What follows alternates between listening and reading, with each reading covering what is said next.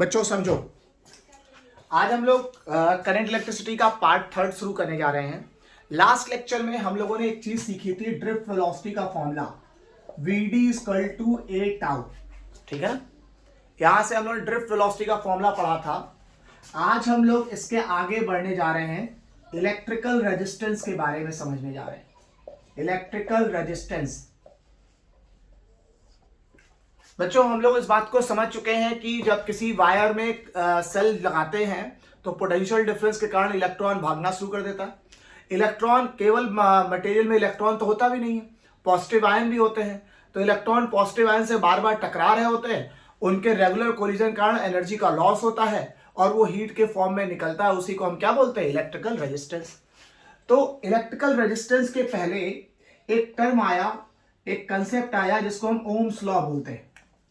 Ohms ने ये बात बताई कि यदि किसी वायर की फिजिकल स्टेट कांस्टेंट रहे, यदि किसी वायर की फिजिकल स्टेट कांस्टेंट रहे, तो यदि आपने V पोटेंशियल डिफरेंस लगाया है और उस वायर में I करंट बह रही है, तो ओम्स लॉ ये कहता है for constant physical state, for constant physical state, physical state में टेम्परेचर लेंथ की बात करें, यदि फिजिकल स्टेट को ना बदला जाए तो potential difference directly proportional to current.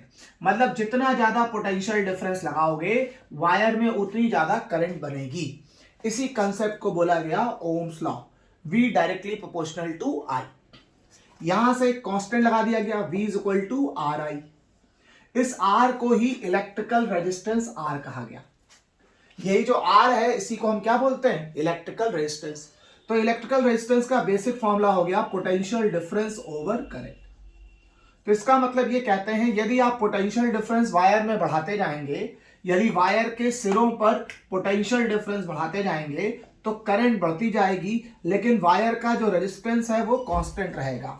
Resistance of wire, resistance of wire क्या रहेगा? कांस्टेंट रहेगा। ठीक, तो आप समझिए ओम्स लॉ क्या है। If for constant physical state, यदि फिजिकल स्टेट को ना बदला जाए, then current flowing through the wire, current flowing through the wire will be directly proportional to potential difference across it. आप वायर में जितना ज्यादा पोटेंशियल डिफरेंस लगाते जाएंगे उतना ज्यादा वायर में करंट बहता जाएगा। ठीक, तो पोटेंशियल एक कांस्टेंट लगा दिया गया, V equal to RI। R को ही बोलते हैं रेजिस्टेंस ऑफ वायर। ठीक, तो ये पोटेंशियल डिफरेंस और करंट के रेशियो से आपका इलेक्ट्रिकल रेजिस्टेंस बन गया। इसकी यूनिट क्या बन जाएगी? वोल्ट प्रति एम्पियर, या इसी को क्या बोलते हैं? ओम, ऐसे निशान होता है। तो इलेक्ट्रिकल रेजिस्टेंस कैसे आया? पहले ओम्स लॉ आया। पहले क्या आया? Ohm's law. According to Ohm's law, current flowing through the wire directly proportional to potential applied to it. जितना ज्यादा पोटेंशियल डिफरेंस लगाते जाएंगे उतना ज्यादा करंट डेवलप होती जाएगी। ठीक है, एक कांस्टेंट लगा दिया R, तो R बराबर पोटेंशियल डिफरेंस ओवर करंट। तो ये इलेक्ट्रिकल रेजिस्टेंस का बेसिक फॉर्मूला आ गया। ठीक, और यहां से भी पता लग गया ओम्स लॉ। तो ओम्स लॉ क्या हो गया? V directly proportional to I। तो जहां पोटेंशियल और करंट डायरेक्टली प्रोपोर्शनल होगा तो वहां पे हम ये कह सकते हैं पोटेंशियल और करंट के बीच का ग्राफ कैसा होगा? Straight line. जो भी सर्किट, जो भी वायर ओम्स लॉ को फॉलो करते हैं, दे कॉल्ड ओमिक सर्किट। जो भी सर्किट ओम्स लॉ को फॉलो करते हैं, दे कॉल्ड ओमिक सर्किट। तो आपसे पूछा जाए, देखो इतनी देर में हमने क्या क्या चीजें सीखी। पहला तो हमने सीखा ओम्स लॉ। ओम्स लॉ क्या है? कह रहा है किसी भी तार में यदि उसकी फिजिकल स्टेट को कांस्टेंट रखा जाए, फिजिकल स्टेट मतलब उसकी लंबाई, उसका क्रॉस सेक्शन एरिया और उसका टेम्परेचर, ठीक, डेंसिटी, दुनिया, मास, ये सारी चीजें, यदि किसी वायर का लंबाई, एरिया, टेम्परेचर, मास, डेंसिटी, जो भी इसकी फिजिकल स्टेट है उसको कांस्टेंट रखा जाए, then current flowing through the wire directly proportional to potential difference हो जाएगा। तो V directly proportional to I हो गया। एक कांस्टेंट लगाते हैं जिसे बोलते हैं R। R क्या होता है? Electrical resistance. इसी को इलेक्ट्रिकल रेजिस्टेंस कहा गया। तो इलेक्ट्रिकल रेजिस्टेंस हो गया पोटेंशियल डिफरेंस ओवर करंट। मतलब potential difference across through the wire to the current flowing through the wire. ठीक है, वायर में कितना पोटेंशियल डिफरेंस लगाया और कितनी करंट बही, उसका रेशियो जो है इलेक्ट्रिकल रेजिस्टेंस होता है। तो इलेक्ट्रिकल रेजिस्टेंस का फॉर्मूला V अपॉन I आ गया, या यूनिट हो गई वोल्ट प्रति एम्पियर या ओम। ओम्स लॉ क्या है? V directly proportional to I। इसका मतलब कि हम VI ग्राफ बनाना चाहें तो V directly proportional to I है, तो वोल्टेज और करंट के बीच का ग्राफ स्ट्रेट लाइन होगा। ठीक, दूसरा, जो सर्किट ओम्स लॉ को फॉलो करेंगे वो क्या कहलाएंगे? Ohmic circuit. ठीक, इससे ये भी समझ में आ गया कि VI ग्राफ का स्लोप हमें क्या देगा। तो y एक्सिस वाले टर्म को x एक्सिस वाले टर्म से डिवाइड करने पर जिस भी चीज का फॉर्मूला बनता है वो स्लोप से मिलता है। तो VI ग्राफ के स्लोप से मतलब VI ग्राफ के tan थीटा से हमें रेजिस्टेंस मिलेगा। VI ग्राफ के tan थीटा से हमें क्या मिलेगा? रेजिस्टेंस मिलेगा। ठीक, VI ग्राफ के tan थीटा से हमको क्या मिलेगा? रेजिस्टेंस मिलेगा। इतनी बात सबको क्लियर हुई? मतलब कहीं भी दो वायर हो और आपसे रेजिस्टेंस दिखा पूछा जाए तो आप रेजिस्टेंस निकाल सकते हो। दो वायर दे रखे हो या उनका VI ग्राफ दे रखा हो और आप रेजिस्टेंस का रेशियो पूछे तो आप इस बात को आराम से कैलकुलेट कर सकते हैं। देखिएगा कैसे करेंगे, समझिए। जैसे थोड़ा सा और अच्छे से हम लोग करते हैं इसको, ठीक है, समझिएगा।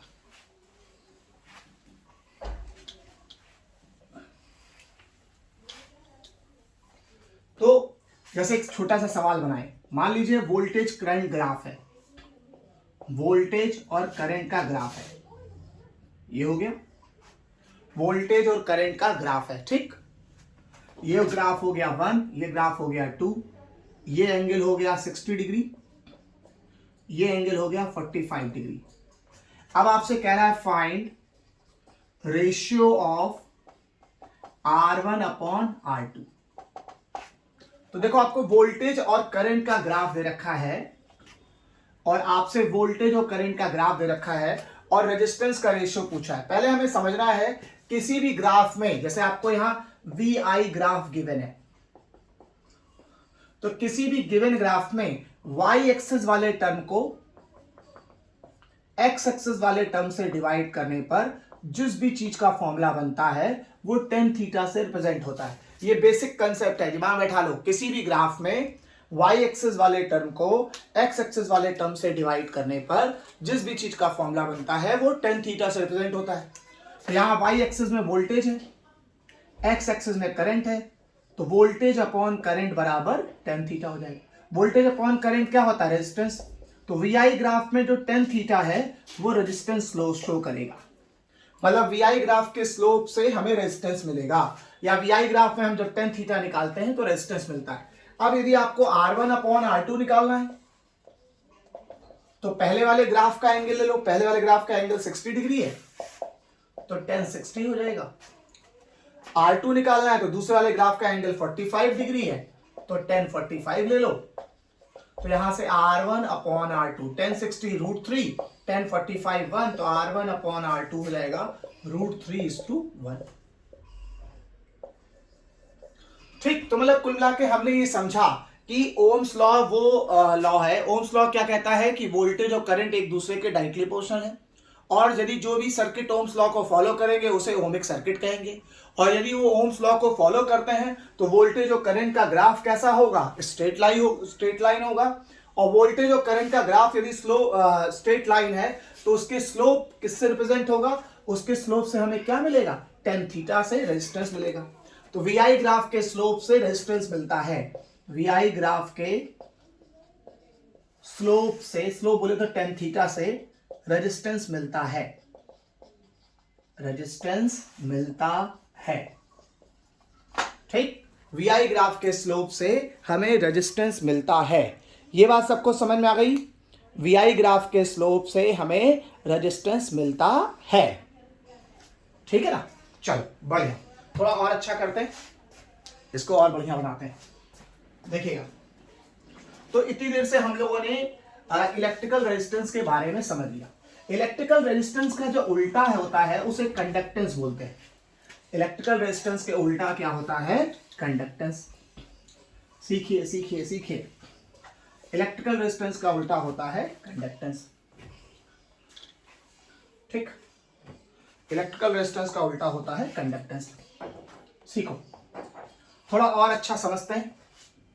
एक एक्सप्रेशन फॉर इलेक्ट्रिकल रेजिस्टेंस देखो, expression for electrical resistance, electrical resistance, expression for electrical resistance. Electrical resistance का एक्सप्रेशन देखो कैसे निकला। हम लोग जानते हैं ड्रिफ्ट वेलोसिटी का formula Vd equal to a tau, याद है सबको। एक्सेलरेशन होता था फोर्स अपॉन मास, तो E अपॉन m टाउ हो जाता था। बढ़िया। Vd होता है ड्रिफ्ट वेलोसिटी से I अपॉन n E लिख सकते हैं भाई। करंट और ड्रिफ्ट वेलोसिटी में रिलेशन होता है I equal to n Vd, तो यहां से Vd की वैल्यू हमने I अपॉन n लिख दी। इलेक्ट्रिक फील्ड को पोटेंशियल डिफरेंस ओवर लेंथ बोल सकते हैं। ठीक, बढ़िया, अच्छी बात है। फिर से देखो बेटा हमने क्या क्या किया। Drift velocity formula Vd equal to a tau था, Vd को हमने लिख दिया I upon n A. Acceleration होता है फोर्स अपॉन मास, तो इलेक्ट्रोस्टैटिक फोर्स ले लिया E अपॉन मास m। ठीक है, अब इलेक्ट्रिक फील्ड को लिख सकते हैं पोटेंशियल डिफरेंस ओवर लेंथ। अब ये पोटेंशियल डिफरेंस है, ये करंट है, तो करंट को नीचे ले आओ। तो यहां से जो स्टेप बनेगी वो देखिए, यदि हम इस करंट को नीचे ले आए तो ये बन जाएगा पोटेंशियल डिफरेंस ओवर करंट। यह है पोटेंशियल डिफरेंस, ये करंट, करंट को नीचे ले आओ। ml को ऊपर ले जाओ, तो ml upon n square tau a आ जाएगा। देखो कैसे, ml ऊपर आ जाएगा, e नीचे आएगा, e स्क्वायर हो जाएगा, टाउ नीचे आ जाएगा, a और n है ये, तो ये ml upon n square tau a, तो ये जाएगा m upon n square tau L upon A। और वोल्टेज ओवर करंट आज ही पढ़ा है, किसी भी वायर में पोटेंशियल डिफरेंस ओवर करंट क्या होता है, इलेक्ट्रिकल रेजिस्टेंस। तो इलेक्ट्रिकल रेजिस्टेंस का एक फॉर्मूला और मिल गया, क्या, m upon n square tau L upon A। या सामान्य भाषा में लोग चलते फिरते बोल देते हैं R equal to M L upon n square tau A, ml upon n square tau a। इसमें सभी टर्मिनोलॉजी पहचान लो। m क्या है, मास ऑफ इलेक्ट्रॉन, इसमें n m क्या है, मास ऑफ इलेक्ट्रॉन। ठीक, l क्या है, लेंथ ऑफ वायर। ठीक, टाउ क्या है, टाइम ऑफ रिलैक्सेशन। ठीक, a क्या है, क्रॉस सेक्शन एरिया।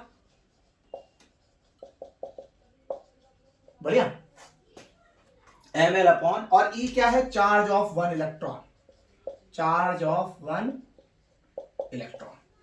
तो भैया अब आपने इलेक्ट्रिकल रेजिस्टेंस के दो फॉर्मूले सीख लिए। एक फॉर्मूला सीखा आपने potential difference over current, potential difference over current को हम लोग इलेक्ट्रिकल रेजिस्टेंस बोलते थे। बढ़िया, आज हमने एक और सीख लिया कि electrical resistance formula ml upon n square tau a होता है, जिसमें m upon n square tau सारे कांस्टेंट एक तरफ कर लिया। तो इलेक्ट्रिकल रेजिस्टेंस के दो फॉर्मूले हो गए। फिर से देखो कैसे निकाला हम लोगों ने समझा, पहले तो समझा कि भैया इलेक्ट्रिकल रेजिस्टेंस का फॉर्मूला ओम्स लॉ से आया कि वोल्टेज और करंट का जो रेशियो होता है वो इलेक्ट्रिकल रेजिस्टेंस के बराबर होता है, ये हमें ओम्स लॉ ने बताया था। फिर हमने देखा कि ड्रिफ्ट वेलोसिटी का formula Vd equal to a tau होता है, तो ड्रिफ्ट वेलोसिटी को हमने I अपॉन n कर दिया। एक्सेलरेशन को फोर्स अपॉन मास कर दिया, इलेक्ट्रॉन पे जो एक्सेलरेशन लगता है फोर्स अपॉन मास। और इलेक्ट्रिक फील्ड को पोटेंशियल डिफरेंस ओवर लेंथ कर दिया, ये ड्रिफ्ट वेलोसिटी के डेरिवेशन में भी हमने किया था। ठीक, अब ये पोटेंशियल डिफरेंस का टर्म है, ये करंट का टर्म है, तो पोटेंशियल डिफरेंस ओवर करंट बना लिया। तो ml ऊपर चला गया, E नीचे आ गया, E स्क्वायर हो गया, टाउ नीचे आ गया, तो पोटेंशियल डिफरेंस ओवर करंट हो गया ml upon n square tau a। ठीक है ना, पोटेंशियल डिफरेंस ओवर करंट को क्या बोलेंगे, इलेक्ट्रिकल रेजिस्टेंस। तो आपका रेजिस्टेंस का formula m upon n square tau L upon a हो गया, या रेजिस्टेंस हो गया m upon n square tau L upon a, या चलते फिरते बोलते हैं ml upon n square tau a। तो इलेक्ट्रिकल रेजिस्टेंस का फॉर्मूला एक और पढ़ लिया, ml upon n square tau a, जिसमें m कौन है, मास ऑफ इलेक्ट्रॉन, l क्या हो गया, लेंथ ऑफ वायर, टाउ क्या है, टाइम ऑफ रिलैक्सेशन, a क्या है, cross section area of wire, E क्या है, चार्ज ऑफ वन इलेक्ट्रॉन। ठीक है, थोड़ा और अच्छा समझते हैं। तो इतनी देर में इलेक्ट्रिकल रेजिस्टेंस के आपके पास दो फॉर्मूले हो गए, सीखेगा सीखेगा सीखेगा। किसी वायर के इलेक्ट्रिकल रेजिस्टेंस के आपके पास दो फॉर्मूले हो गए, समझिए, किसी वायर के इलेक्ट्रिकल रेजिस्टेंस के आपके पास दो फॉर्मूले हो गए। कौन कौन से, देखो समझो। इलेक्ट्रिकल रेजिस्टेंस का पहला फॉर्मूला आपके पास हो गया R equal to potential difference over current, ठीक है। इलेक्ट्रिकल रेजिस्टेंस फॉर्मूला हो गया पोटेंशियल डिफरेंस ओवर करंट। तो किसी भी तार का इलेक्ट्रिकल रेजिस्टेंस जिसकी यूनिट क्या होती है, ओम। फिर हमने पोटेंशियल डिफरेंस ओवर करंट से जो निकाला वो निकला M upon NE square tau L over A। ये आपका इलेक्ट्रिकल रेजिस्टेंस का दूसरा फॉर्मूला निकल आया। फिर लोगों ने कहा इसका मतलब किसी तार का जो रेजिस्टेंस है, किसी तार का जो रेजिस्टेंस है वो उसकी लंबाई L, उसके क्रॉस सेक्शन एरिया A, इन दोनों पर डिपेंड करता है। जिसमें देखो रेजिस्टेंस लंबाई के डायरेक्टली प्रोपोर्शनल निकल रहा है और एरिया के इनवर्सली प्रोपोर्शनल है। मतलब तार जितना लंबा होगा इलेक्ट्रिकल रेजिस्टेंस उतना ज्यादा होगा, तार जितना मोटा होगा इलेक्ट्रिकल रेजिस्टेंस उतना कम होगा, तार जितना पतला होगा इलेक्ट्रिकल रेजिस्टेंस उतना ज्यादा होगा। अरे भाई क्रॉस सेक्शन एरिया के inversely proportional, cross section area ये होता है, ये cross section area, surface area की बात नहीं हो रही है, क्रॉस सेक्शन एरिया की बात आ रही है। क्या सर क्रॉस सेक्शन एरिया क्या, करंट के फ्लो के परपेंडिकुलर वाला एरिया, करंट के फ्लो के परपेंडिकुलर वाला एरिया क्रॉस सेक्शन एरिया होता है, ठीक। तो किसी वायर का electrical resistance M upon NE square tau L upon A। कैसा लंबाई और एरिया की बात कर दी, ये कौन है, ये सारे के सारे टर्म कांस्टेंट है, ये सारे के सारे term M upon NE square tau जो है एक कांस्टेंट है। ये दो चीजों पे डिपेंड करते हैं, ये या तो प्रॉपर्टी ऑफ मटेरियल पे डिपेंड करते हैं और या तो टेम्परेचर पे डिपेंड करते हैं। समझिए ये एक तरह के कांस्टेंट है भाई। इलेक्ट्रॉन का मास, फ्री इलेक्ट्रॉनों की संख्या, इलेक्ट्रॉन का चार्ज और कोलिजन का टाइम, ये सारी चीजें या तो प्रॉपर्टी ऑफ मटेरियल पे डिपेंड करेगी या तो टेम्परेचर पे डिपेंड करेगी। तो ये एक तरह के कांस्टेंट है जिनको हम स्पेसिफिक रेजिस्टेंस बोलते हैं। क्या बोलते हैं, स्पेसिफिक रेजिस्टेंस बोलते हैं, या हम इसको रेजिस्टिविटी बोलते हैं, जिसको रो से रिप्रेजेंट किया जाता है। तो यहीं से रेजिस्टेंस का फॉर्मूला मतलब resistivity M upon NE square tau हो गई। सीखिए सीखिए सीखिए। वैसे रेजिस्टेंस का formula M upon NE square tau L upon A हो गया, जिसमें लंबाई और एरिया तो फिजिकल प्रॉपर्टी है कि लंबाई और एरिया कुछ भी अपना घटा बढ़ा सकते हो, लेकिन ये जो प्रॉपर्टी है M upon NE square tau, ये केवल दो चीजों पे डिपेंड करती है। किस पे, प्रॉपर्टी ऑफ मटेरियल और टेम्परेचर पे। तुम कॉपर का वायर ले लो, सिल्वर का वायर ले लो, लकड़ी का वायर ले लो, अलग अलग मटेरियल का वायर लोगे तो नंबर ऑफ फ्री इलेक्ट्रॉन उसमें अलग अलग होंगे, ठीक। अब उसको गर्म या ठंडा करो, उसके हिसाब से कोलिजन का टाइम कम ज्यादा हो जाएगा। तो ये पूरा का पूरा टर्म लंबाई और एरिया पे डिपेंड नहीं करता, केवल दो बातों पे डिपेंड करता है, प्रॉपर्टी ऑफ मटेरियल और टेम्परेचर पर। तो इसको स्पेशल एक नाम दे दिया गया और उस नाम को क्या बोला गया, स्पेसिफिक रेजिस्टेंस या रेजिस्टिविटी। तो M upon NE square tau जो इतना बड़ा है उसको एक सिंगल नाम दे दिया रो। तो आपके रेजिस्टेंस का फॉर्मूला बदल गया। जो रेजिस्टेंस का formula M upon NE square tau L upon A था, उसमें M upon NE square tau को रो बोल दिया गया। तो रेजिस्टेंस का formula rho L upon A हो गया। सीखिए सीखिए सीखिए। तो कुल मिला के आपके पास इलेक्ट्रिकल रेजिस्टेंस के तीन फॉर्मूले आ गए। क्यों, यदि आपसे पूछा जाए कि इलेक्ट्रिकल रेजिस्टेंस के कितने फॉर्मूले हो गए, तो अब आप कह सकते हैं इलेक्ट्रिकल रेजिस्टेंस, रेजिस्टेंस है सब एक ही बात, लेकिन अब इलेक्ट्रिकल रेजिस्टेंस को आप तीन तरीके से समझा सकते हैं। देख लो भैया फटाफट कैसे कैसे क्या समझा आप लोगों ने। देखिए इलेक्ट्रिकल रेजिस्टेंस वैसे पोटेंशियल डिफरेंस ओवर करंट होता था, ठीक। Electrical resistance potential difference over current होता है, वोल्ट अपॉन एम्पियर है ना, और यूनिट होती है ओम। फिर हम लोगों ने ड्रिफ्ट वेलोसिटी से डेरिवेशन करके निकाला कि इलेक्ट्रिकल रेजिस्टेंस तो M upon NE square tau L upon A भी होता है। Electrical resistance M upon NE square tau L upon A हो जाता है, ठीक। अब ये हो गया लेंथ, ये हो गया क्रॉस सेक्शन एरिया। तो भैया जो इलेक्ट्रिकल रेजिस्टेंस है वो वायर के लेंथ के डायरेक्टली प्रोपोर्शनल होता है और क्रॉस सेक्शन एरिया के इनवर्सली प्रोपोर्शनल होता है। मतलब तार जितना लंबा होगा रेजिस्टेंस उतना ज्यादा, तार जितना मोटा होगा रेजिस्टेंस उतना कम। कैसा, लंबाई और एरिया पर डिस्कशन तो हो गया। ये सब कौन है, ये सब मटेरियल की प्रॉपर्टी, ये एक तरह के कांस्टेंट है। इलेक्ट्रॉन का मास लंबाई और एरिया से बदलेगा नहीं। Number of free electron material पर डिपेंड करेगा, किस मटेरियल का तुमने वायर ले लिया है। इलेक्ट्रॉन का चार्ज तो बदलता ही नहीं है। टाउ क्या है, टाइम ऑफ कोलिजन, जो केवल टेम्परेचर पर डिपेंड करेगा। तो ये पूरा टर्म एज ए कांस्टेंट लिया गया m upon N square tau को, और उसका एक नया नाम दे दिया गया स्पेसिफिक रेजिस्टेंस या रेजिस्टिविटी, और जो केवल और केवल किस पे डिपेंड करती है, प्रॉपर्टी ऑफ मटेरियल और टेम्परेचर पे। रेजिस्टेंस तो तीनों बातों पे डिपेंड करता है, सुनो, रेजिस्टेंस तो तीनों बातों पे डिपेंड करता है, रेजिस्टिविटी केवल इन्हीं बातों पे डिपेंड करती है, प्रॉपर्टी ऑफ मटेरियल और टेम्परेचर पे। ठीक, तो इसको एक नया नाम दे दिया रो। तो m upon N square tau जो इतना बड़ा था उसको रो कह दिया। तो r स्क्वायर टू जो m upon N square tau l upon a था, तो m upon N square tau की जगह हमने रो ले लिया, तो r बराबर रो l अपॉन a हो गया। तो ये आपका रेजिस्टेंस निकल आया। ये बात समझ में आ रही तुम लोग क्या कर रहा हूं मैं, समझना बेटा।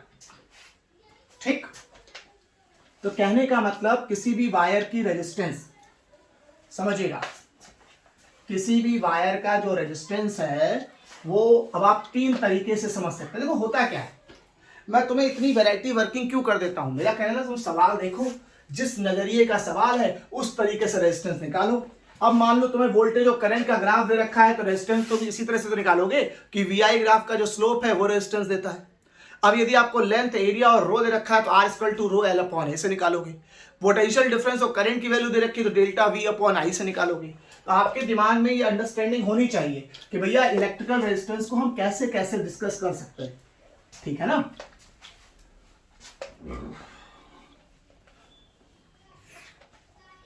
समझिए, सीखो। तो अब हम ये कह सकते हैं कि इलेक्ट्रिकल रेजिस्टेंस के अब हमारे पास कौन कौन से रास्ते हैं। पहला रास्ता पोटेंशियल डिफरेंस ओवर करंट, बोलो, पोटेंशियल डिफरेंस ओवर करंट से भी इलेक्ट्रिकल रेजिस्टेंस निकाल सकते हैं। दूसरा फॉर्म रास्ता m upon N square tau L upon A, electrical resistance m upon N square tau L upon A होता है, जिसमें ये m upon N square tau जो है वो एक तरह का कांस्टेंट है जिसको हम स्पेसिफिक रेजिस्टेंस या रेजिस्टिविटी कहते हैं। तो हमारे पास रेजिस्टेंस का फॉर्मूला एक और हो गया रो एल अपॉन ए, ठीक। और दूसरा वी आई ग्राफ का स्लोप, वी आई ग्राफ में टेन थीटा से रेजिस्टेंस मिलता है, टेन थीटा से रेजिस्टेंस मिलता है, सही ना। और इस सब की यूनिट क्या होती है, ohm. Unit of R, unit of R क्या होती है, ओम होती है। ये इलेक्ट्रिकल रेजिस्टेंस हो गया। तो इलेक्ट्रिकल रेजिस्टेंस का formula potential difference over current, m upon N square tau L upon A, rho L upon A, और दूसरा वी आई ग्राफ में टेन थीटा से इलेक्ट्रिकल रेजिस्टेंस मिलता है। देख रहे हैं, हम लोगों ने इतने तरीके से इलेक्ट्रिकल रेजिस्टेंस के बारे में पढ़ लिया, ठीक। अब इसी में एक टर्म आता है electrical conductance, electrical conductance. Electrical conductance क्या होगा, रेसिप्रोकल वैल्यू ऑफ, जी से रिप्रेजेंट करते हैं, reciprocal value of electrical resistance. Electrical resistance का उल्टा जो होगा वो इलेक्ट्रिकल कंडक्टेंस होगा। यूनिट हो जाएगी 1 अपॉन ओम, या हम इसको कह सकते हैं ओम इनवर्स, या इसको हम महो बोल सकते हैं, ठीक। अरे कंडक्टेंस क्या है, रेजिस्टेंस का उल्टा, जिसमें रेजिस्टेंस कम होगी उसकी कंडक्टेंस ज्यादा होगी। भाई जहां कहां रोका कम जा रहा है वहां बहेगा ज्यादा। तो कंडक्टेंस जो होती है वो इलेक्ट्रिकल रेजिस्टेंस का रेसिप्रोकल होती है। तो जो भी आपके रेजिस्टेंस के फॉर्मूले हैं, जैसे कंडक्टेंस होगा तो रेजिस्टेंस का फॉर्मूला वोल्टेज अपॉन करंट है, तो 1 अपॉन वोल्टेज अपॉन करंट करोगे तो करंट अपॉन वोल्टेज बन जाएगी, I अपॉन V, ये कंडक्टेंस का फॉर्मूला आ जाएगा। दूसरा आप इस फॉर्मूले से रिप्लेस कर सकते हैं 1 upon m upon N square tau L upon A से करना चाहो तो अब N E square tau A ऊपर आ जाएगा, m और l नीचे आ जाएंगे। दूसरा r equal to rho L upon A से भी रिप्लेस कर सकते हो, रो एल अपॉन ए, तो ये हो जाएगा सॉल्व होके a upon rho L. Simple सी बात है। पहले तो आपको ये बात पता हो क्या कि रेजिस्टेंस कितने कितने तरीके से डिस्कस होता है। यदि resistance potential difference over current होता है, m upon N square tau L upon A होता है, रो एल अपॉन ए होता है। रो क्या है? रेजिस्टिविटी, स्पेशल रेजिस्टेंस, जो केवल मटेरियल और टेम्परेचर पर डिपेंड करता है। ठीक, और वीआई ग्राफ में टेन थीटा से भी हमें क्या मिलता है? आर मिलता है। इलेक्ट्रिकल रेजिस्टेंस का उल्टा जो होता है उसे हम लोग इलेक्ट्रिकल कंडक्टेंस कहते हैं। तो इलेक्ट्रिकल रेजिस्टेंस का फॉर्मूला वोल्टेज अपॉन करंट है, तो उसका उल्टा कर दो, करंट अपॉन वोल्टेज हो जाएगा। अरे रेजिस्टेंस का उल्टा कंडक्टेंस ही तो होगा भाई। जितना ज्यादा रेजिस्टेंस होगी कंडक्टेंस उतनी कम होगी, जहां रेजिस्टेंस कम होगी वहां कंडक्टेंस ज्यादा होगी। अरे कंडक्टेंस का मतलब कितना करंट को वो अलाउ कर रहा है फ्लो होने के लिए, कंडक्ट होने के लिए। तो कंडक्टेंस ज्यादा होने के लिए रेजिस्टेंस कम होना चाहिए। तो conductance is inversely proportional to resistance. इसीलिए इसकी यूनिट 1 अपॉन ओम होती है, या ओम इनवर्स होती है, या महो होती है। ठीक, तो 1 अपॉन आर होता है, तो आर की वैल्यू डेल्टा वी अपॉन आई है, तो 1 अपॉन डेल्टा वी अपॉन आई करोगे तो आई अपॉन डेल्टा वी हो जाएगा। रेजिस्टेंस का formula M upon N square tau L upon A था, तो 1 अपॉन वैल्यू रखोगे N square tau A upon M L हो जाएगा। या रेजिस्टेंस का formula rho L upon A था, तो ये रो एल अपॉन ए से ए ऊपर आ जाएगा, ए अपॉन रो एल हो जाएगा। ये इलेक्ट्रिकल कंडक्टेंस हो जाएगा। ये बात समझ में आई तुम लोगों को? बच्चों इतनी बात क्लियर हुई? ये बात तुम लोग क्लियर हुई थोड़ी बहुत? वेरी गुड, वेरी गुड, समझते रहो। समझिए, अब बात आती है रेजिस्टिविटी की। रेजिस्टिविटी कैसे? रेजिस्टिविटी आप अभी पढ़ाए तो थे, M upon N square tau, उसी को नए तरीके से भी समझा जाता है। देखो, रेजिस्टिविटी की एक स्पेशल डेफिनेशन है जो आपको सीखनी है। देखिएगा, रेजिस्टिविटी की एक स्पेशल डेफिनेशन है जो आपको स्पेशल तरीके से समझनी है। क्या है, कैसे समझो भैया? रेजिस्टिविटी की स्पेशल डेफिनेशन क्या है?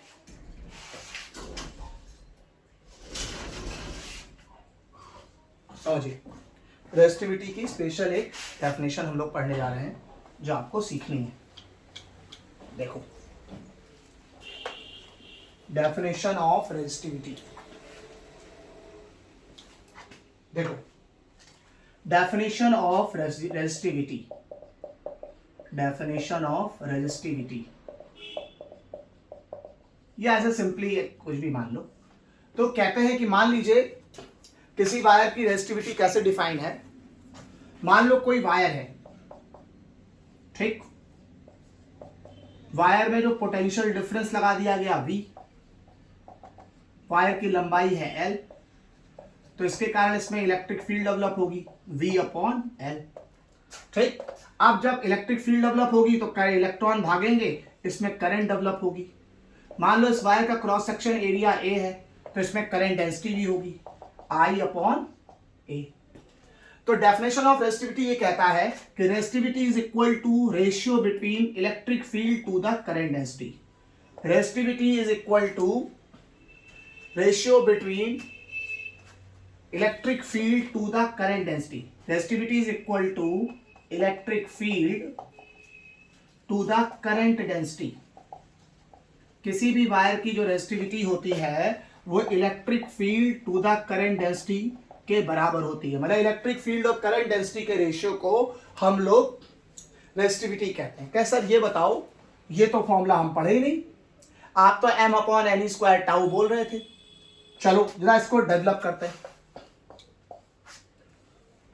समझिए, रेजिस्टिविटी, इलेक्ट्रिक फील्ड क्या होती है? इलेक्ट्रिक फील्ड होगा पोटेंशियल डिफरेंस ओवर लेंथ होगा। बोलो, इलेक्ट्रिक फील्ड को क्या लिख सकते हो? Potential difference over length. Current density को क्या लिख सकते हो? I अपॉन ए।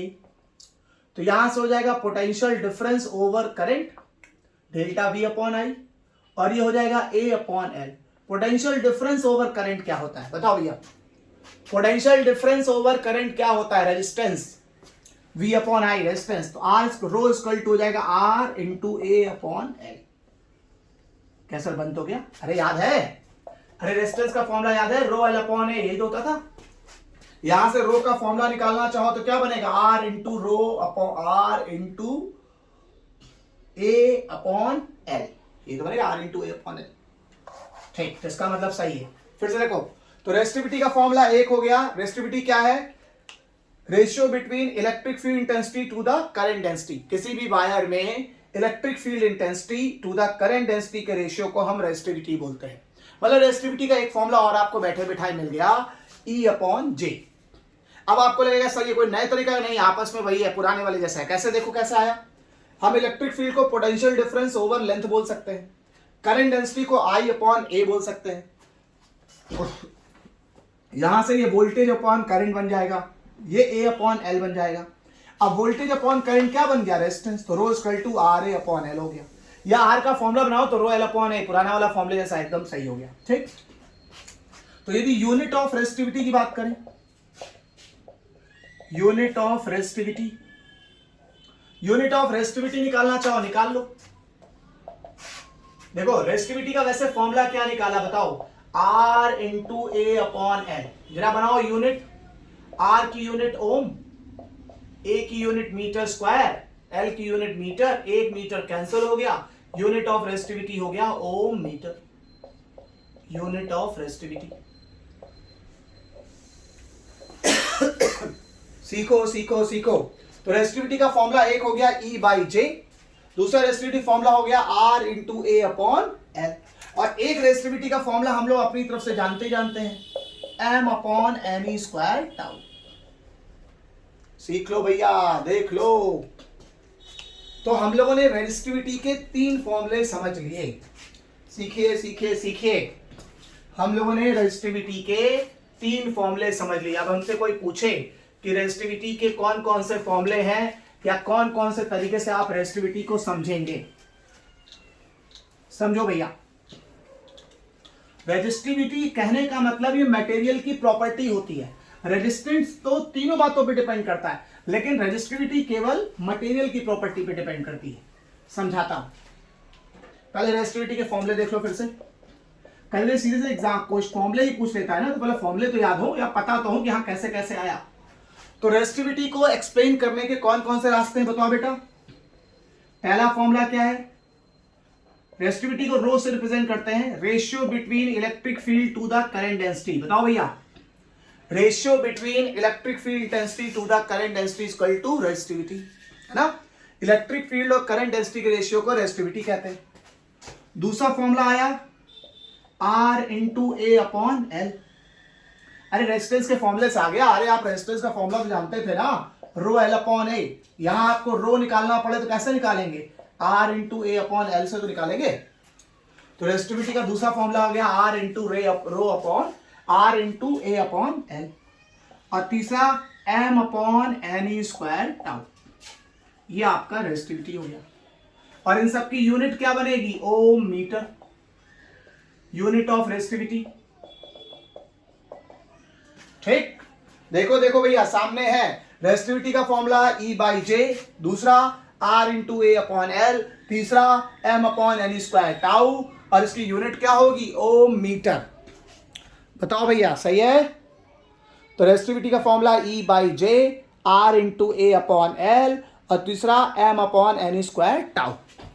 जैसे रेजिस्टेंस का उल्टा कंडक्टेंस होता था, सुनो बच्चा, जैसे रेजिस्टेंस का उल्टा क्या होता था? कंडक्टेंस। ऐसे रेजिस्टिविटी का उल्टा क्या होगा? कंडक्टिविटी। समझ पा रहे हो मैं क्या बोल रहा हूं? जैसे रेजिस्टेंस का उल्टा कंडक्टेंस होता था, वैसे रेजिस्टिविटी का उल्टा कंडक्टिविटी होगा। समझिएगा, कंडक्टिविटी की बात करते हैं। कंडक्टिविटी, कंडक्टिविटी को सिग्मा से रिप्रेजेंट करते हैं। कंडक्टिविटी को सिग्मा से रिप्रेजेंट करते हैं। कंडक्टिविटी किससे रिप्रेजेंट करते हैं? सिग्मा से। तो कंडक्टिविटी क्या होता है? Reciprocal value of resistivity. Resistivity का उल्टा जो होता है कंडक्टिविटी। तो 1/σ 1/ρ बराबर सिग्मा हो जाएगा।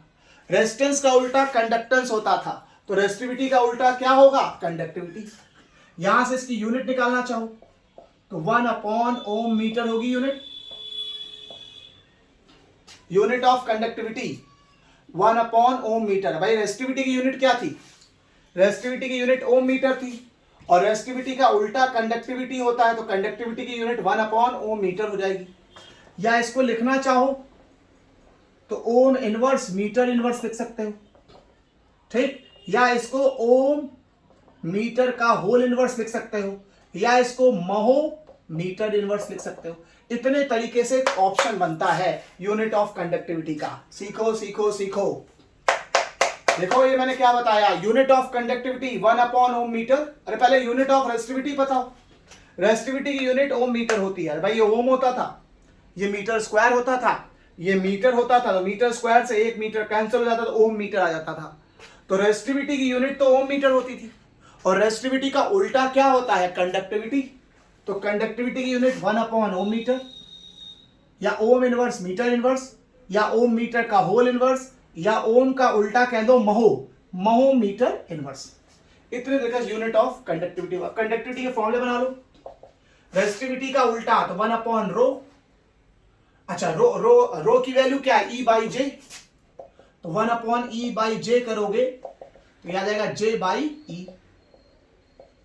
ठीक, तो कंडक्टिविटी का एक फॉर्मूला हो गया सिग्मा = J/E। ठीक, तीसरा बना लो, यहां हो जाएगा L/RA। L/RA, या इसको और अच्छा कर लो, इसे 1/R × L/A कह सकते हो। रेजिस्टेंस का उल्टा कंडक्टेंस होगा,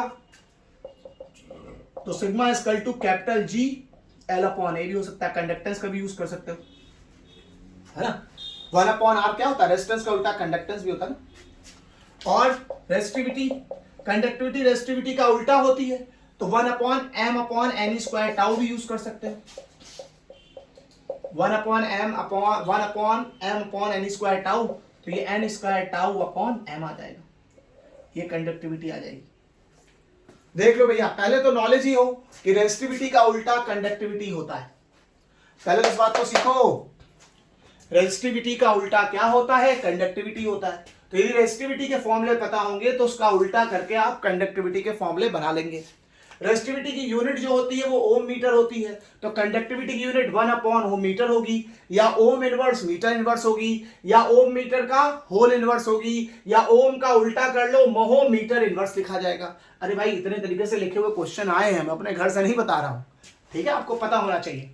और जैसे रेजिस्टेंस का उल्टा कंडक्टेंस होता है, समझिएगा, जैसे रेजिस्टेंस का उल्टा कंडक्टेंस होता है वैसे रेजिस्टिविटी का उल्टा कंडक्टिविटी होता है। तो कंडक्टिविटी 1/रो हो जाएगी, या 1/रो को क्या ले सकते हैं, E/J, तो 1/E/J हो जाएगी, तो J/E हो जाएगी। या 1/रो होता, रो की वैल्यू R × A/L होती है, तो L/RA बन जाएगी। अब उसमें भी 1/R, रेजिस्टेंस का उल्टा कंडक्टेंस, तो रो सिग्मा = G L/A आ जाएगा।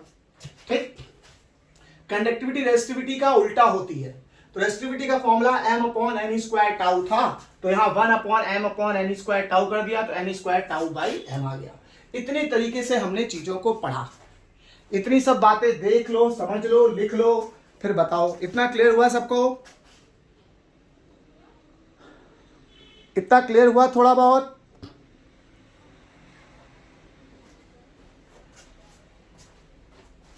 कितना आप लोग क्लियर हुआ?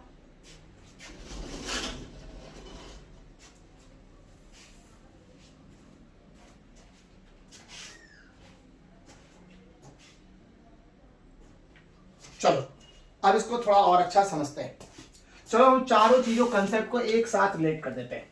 अभी तक हम लोगों ने क्या क्या पढ़ा, जिन चीजों को, चारों चीजों को एक साथ डिस्कस कर देते हैं, फिर कंसेप्चुअल, फिर न्यूमेरिकल, कंटेंट, सब कुछ आज ही जो है इसका क्लियर हो जाएगा।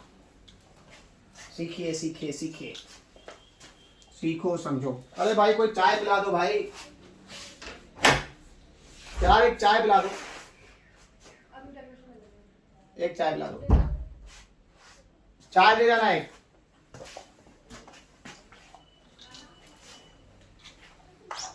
देखो भैया क्या कर सकते हैं हम लोग, समझिएगा। तो अब हम लोग एक काम करते हैं, चारों कंसेप्ट को समझते हैं फटाफट।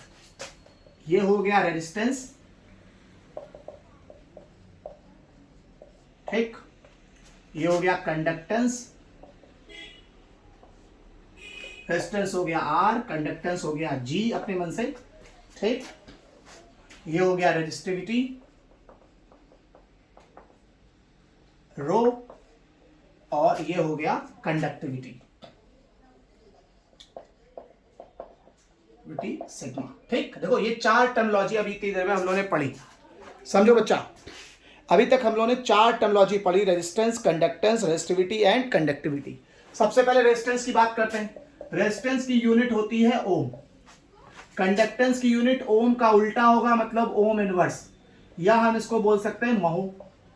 रेजिस्टिविटी की यूनिट होती है ओम मीटर, और रेजिस्टिविटी का उल्टा क्या होता है? कंडक्टिविटी।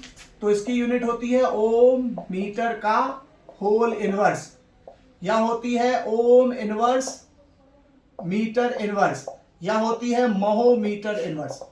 इतने तरीके से लिखी जाती है। ठीक, देख लो, रेजिस्टेंस की यूनिट ओम, कंडक्टेंस की यूनिट ओम इनवर्स, भाई रेजिस्टेंस का उल्टा होता है।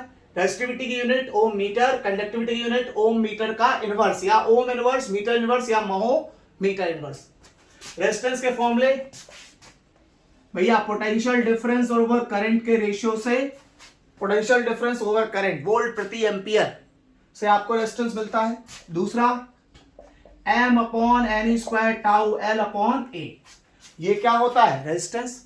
और हम कहते हैं m upon N square tau जो है स्पेशल रेजिस्टेंस है, स्पेसिफिक रेजिस्टेंस है, या रेजिस्टिविटी है, या ये प्रॉपर्टी ऑफ मटेरियल है, तो हम ये इसको रो दे नाम दे देते हैं, तो R equal to rho L upon A आ जाता है। मतलब सीखो, रेजिस्टेंस तो रेजिस्टिविटी, लेंथ और एरिया तीनों पे डिपेंड कर रही है। फिर से सुनो, रेजिस्टेंस तो रेजिस्टिविटी, लेंथ और एरिया तीनों पे डिपेंड कर रही है, लेकिन रेजिस्टिविटी केवल टेम्परेचर और मटेरियल पे डिपेंड करती है। फिर से सुनो, रेजिस्टेंस तो लंबाई, एरिया और रेजिस्टिविटी तीनों पे डिपेंड करती है, लेकिन जो रेजिस्टिविटी है वो केवल टेम्परेचर और मटेरियल पे डिपेंड करती है।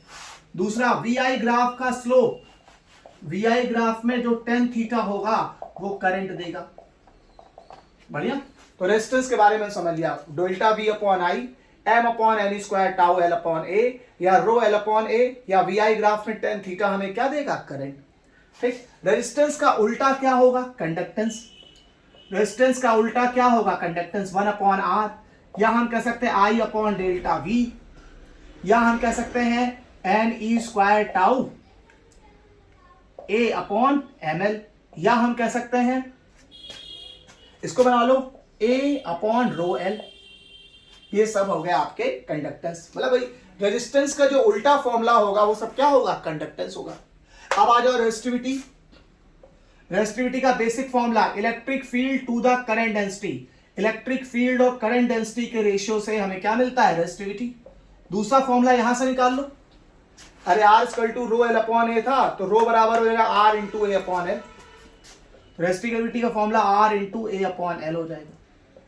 ठीक, दूसरा M upon N square tau हो जाएगा। लेकिन आप समझिए, कभी कभी लोगों को धोखा होता है कि सर लंबाई बढ़ाने पर क्या रेजिस्टिविटी घटेगी? बढ़िया बढ़िया कंसेप्ट देखिए, लंबाई बढ़ाने पे क्या रेजिस्टिविटी घटेगी? नहीं, क्योंकि जब आप लंबाई बढ़ाओगे तो रेजिस्टेंस भी बढ़ जाएगा, रेशियो कांस्टेंट रहेगा। क्यों? क्योंकि रेजिस्टिविटी केवल दो बातों पे डिपेंड करती है, टेम्परेचर एंड मटेरियल। रेजिस्टिविटी किस पे डिपेंड करती है? टेम्परेचर और मटेरियल। लंबाई से रेजिस्टिविटी पे कोई फर्क नहीं पड़ेगा। जब भी आपको प्रॉपर्टी डिस्कस करनी है, इस फॉर्मूले से डिस्कस करिएगा रेजिस्टिविटी की। रेजिस्टिविटी केवल टेम्परेचर और मटेरियल पे डिपेंड करती है। लंबाई बढ़ाओगे, इस फॉर्मूले को देखकर धोखा होता है, रो बराबर R into A upon L फॉर्मूले को देखकर धोखा होता है कि लंबाई बढ़ाने पे क्या रेजिस्टिविटी बढ़ेगी? नहीं, या घटेगी? नहीं। क्यों? लंबाई बढ़ाओगे तो जिस हिसाब से लंबाई बढ़ाओगे उसी हिसाब से रेजिस्टेंस भी बढ़ेगा, और इन दोनों का रेशियो कांस्टेंट बढ़ेगा, रेजिस्टिविटी पे कोई फर्क नहीं पड़ेगा। मतलब लंबाई और क्रॉस सेक्शन एरिया का असर रेजिस्टेंस पे तो पड़ता है, लेकिन इस रेजिस्टिविटी का इस बात से कोई लेना देना नहीं है। It only depend on temperature and material. बढ़िया। अब रेजिस्टिविटी का जो उल्टा होता है वो कंडक्टिविटी होता है। रेजिस्टिविटी का उल्टा कंडक्टिविटी होता है, मतलब सिग्मा बराबर 1 अपॉन रो। रेजिस्टिविटी का उल्टा कंडक्टिविटी होता है, तो ये 1 अपॉन ई बाई जे से ये जे अपॉन ई बन गया। ठीक, दूसरा यहां से बना लो, rho equal to R into A upon L था, तो एल अपॉन आर ए हो जाएगा। ये 1 upon R into L upon A जाएगा, 1 अपॉन आर कंडक्टेंस होगा, G into L upon A हो जाएगा। ठीक, कंडक्टिविटी दूसरा निकाल लो, रेजिस्टिविटी का उल्टा N square tau upon M, N square tau upon M, ये आपका रेजिस्टिविटी हो जाएगा। N square tau upon M conductivity हो जाएगा। तो रेजिस्टिविटी का उल्टा कंडक्टिविटी होता है, तो कंडक्टिविटी का फॉर्मूला 1 अपॉन रो, या रो की वैल्यू ई बाई जे होती तो 1 अपॉन ई बाई ई से जे अपॉन ई। दूसरा, रेसिस्टिविटी का formula R into A upon L होता था, तो 1 अपॉन रो करोगे तो एल ऊपर आ जाएगा, आर ए कहाँ आ जाएगा, नीचे। अब 1 अपॉन आर कंडक्टेंस होता था, तो जी एल अपॉन ए भी हो सकता है। दूसरा, resistivity M upon N square tau होती थी, उसका उल्टा कर दोगे N square tau by M हो जाएगा। मतलब तुम समझो, इतने तरीके से छोटे छोटे ऑब्जेक्टिव सवाल बने हैं, तो आपके दिमाग में इस तरह से होना चाहिए। केवल आप रेसिस्टिविटी को M upon N square tau से ना पहचानिए, आप रेसिस्टिविटी को R into A upon L से ना पहचानिए, आप रेसिस्टिविटी को ई अपॉन ए से ही केवल ना पहचानिए, हर तरीके से पहचानते हो। मतलब resistivity electric field upon current density भी होती है, resistivity R into A upon L से भी लिखा जाता है, रेसिस्टिविटी को M upon N square tau से भी लिखा जाता है। जिस तरह का सवाल होगा उस तरह का अप्रोच हम लगाएंगे, लेकिन पता तो हो। और रेसिस्टिविटी की यूनिट क्या होती है बेटा, ओम मीटर। देख लो, रेजिस्टेंस की यूनिट ओम, कंडक्टेंस की यूनिट, और रेजिस्टेंस का उल्टा होता है तो ओम इनवर्स। रेसिस्टिविटी की यूनिट ओम मीटर, कंडक्टिविटी की यूनिट ओम मीटर का उल्टा, मतलब 1 अपॉन ओम, मतलब ओम मीटर का होल इनवर्स, या ओम इनवर्स मीटर इनवर्स, या ओम इनवर्स को महो लिखेंगे तो महो मीटर इनवर्स हो जाएगा। इतना क्लियर हुआ सबको? इतनी बात सबको समझ में आई? Any problem?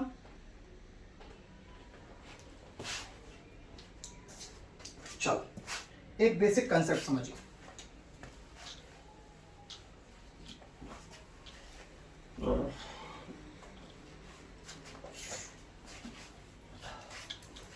सीखो, हम लोग इलेक्ट्रिकल रेजिस्टेंस को अभी खत्म नहीं किया, अभी हम लोग इलेक्ट्रिकल रेजिस्टेंस के पीछे ही पड़े हुए हैं। ठीक, तो इलेक्ट्रिकल रेजिस्टेंस के कुछ सवाल देखते हैं, समझिएगा। इलेक्ट्रिकल रेजिस्टेंस के कुछ सवालों को देखते हैं कैसे करना है। देखो भैया, इलेक्ट्रिकल रेजिस्टेंस,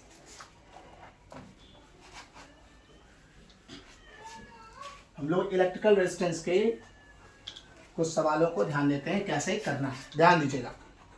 देखो भैया क्या है, सबसे पहले क्वेश्चन, छोटा सा क्वेश्चन लेते हैं। एक वायर है,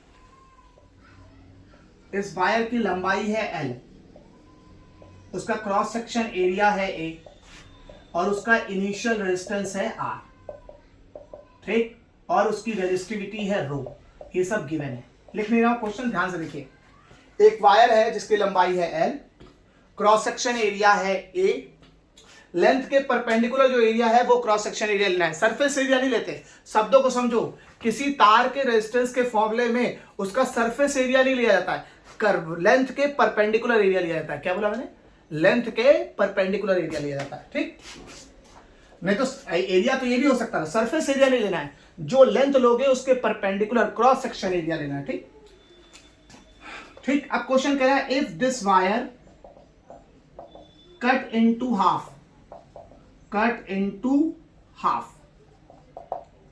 in length, then new value of resistivity and resistance, new value of resistivity and resistance, ये एक सवाल है। तो देखो भाई, किसी तार का जो रेजिस्टेंस होता है उसका formula rho L upon A होता है, ठीक। तो किसी भी वायर का जो रेजिस्टेंस है उसकी लंबाई, रेजिस्टिविटी और एरिया तीनों पे डिपेंड करता है। सुनो सुनो सुनो, किसी वायर का जो रेजिस्टेंस होता है उसकी रेजिस्टिविटी, लंबाई और एरिया तीनों पे डिपेंड करता है। यदि आप लेंथ को आधा कर देंगे, यदि आप लेंथ को आधा कर देंगे, जाहिर सी बात है लेंथ L था उसे L/2 कर देंगे तो रेजिस्टेंस भी क्या हो जाएगा, आधा हो जाएगा, ठीक।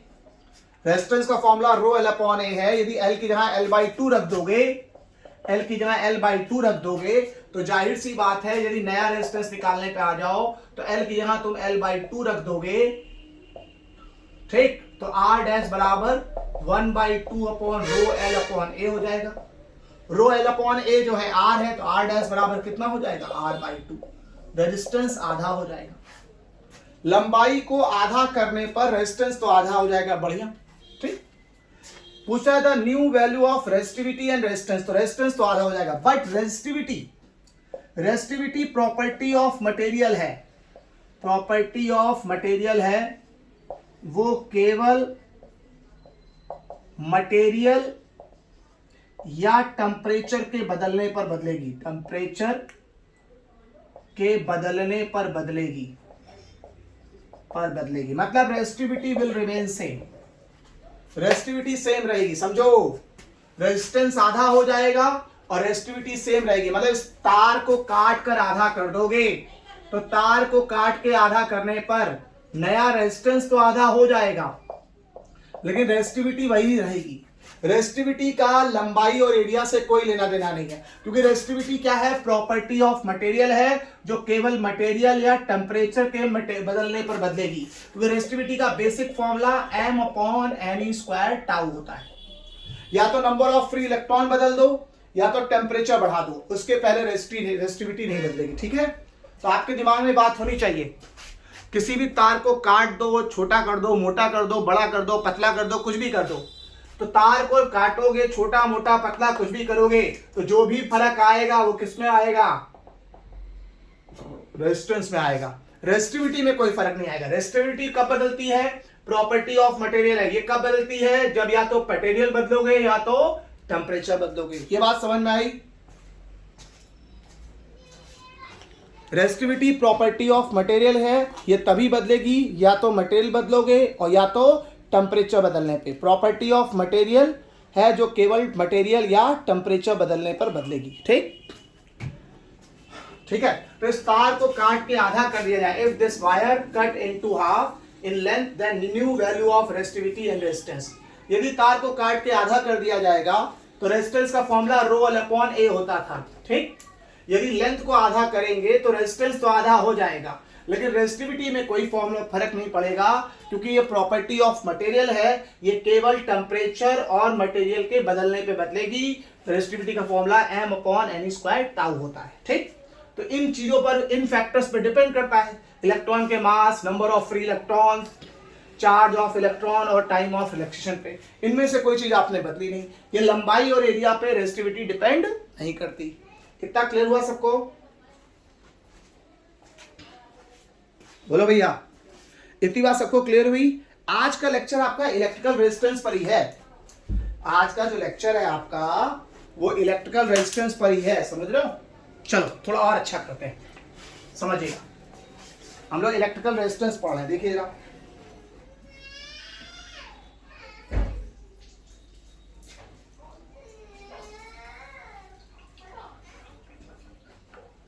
देखो, हम लोग इलेक्ट्रिकल रेजिस्टेंस के बारे में पढ़ रहे हैं, तो हमें समझना है कि इलेक्ट्रिकल रेजिस्टेंस का कंसेप्ट क्या है। किसी भी वायर का इलेक्ट्रिकल रेजिस्टेंस उसकी लंबाई और क्रॉस सेक्शन एरिया पर डिपेंड करता है। सबसे बड़ी बात, जिस वायर के अलोंग लेंथ के क्रॉस सेक्शन एरिया भी लेंथ के परपेंडिकुलर लिया जाता है। ये भी कंसेप्ट समझने वाली बात है कि किसी भी वायर में जो करंट जा रही है, करंट के अलोंग लेंथ लेते हैं और इनपुट और आउटपुट करंट के अलोंग लेंथ लेते हैं और उसके परपेंडिकुलर रेजिस्टेंस लेते हैं। समझिए, सीखिए सीखिए सीखिए। हम लोगों को समझना है क्या चक्कर है। देखिए, हमें इलेक्ट्रिकल रेजिस्टेंस के बारे में समझना है और कैसे कैसे हम लोग इलेक्ट्रिकल रेजिस्टेंस डिस्कस कर सकते हैं। समझो, अभी खत्म नहीं हुआ, अब तो इलेक्ट्रिकल रेजिस्टेंस शुरू हुआ है। हम आपको सारी वैरायटी, सारे केसेस इसमें डिस्कस करेंगे। देखो क्या है, वेरी गुड।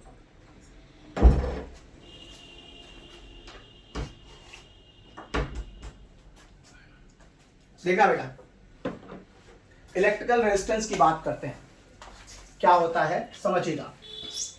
जैसे मान लो हमें क्या कंसेप्ट बताना चाह रहे हैं, करंट के अलोंग लेंथ लेते हैं, बढ़िया, और उसके परपेंडिकुलर एरिया लेंगे। ये कंसेप्ट है, दिमाग में बैठा लो। करंट के अलोंग लेंथ लेते हैं और उसके परपेंडिकुलर एरिया लेंगे। कैसा, ये क्या चीज है सीखना। करंट के अलोंग लेंथ लेते हैं और उसके परपेंडिकुलर एरिया लेंगे। कैसा, ये क्या है समझाता हूं।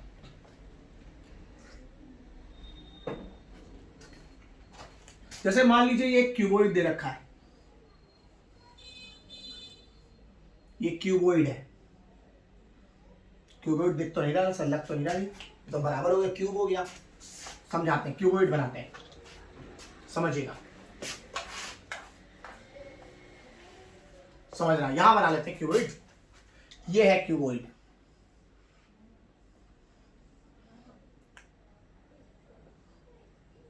अब तो ठीक है, अब ये क्यूबॉइड हो गया। बढ़िया, नहीं बना नहीं अच्छी राइटिंग में ना, अच्छा नहीं बना ना, बढ़िया बनाते रुको, इसको हटाओ, फिर से बनाने की कोशिश करते हैं, एक बार बन जाएगा।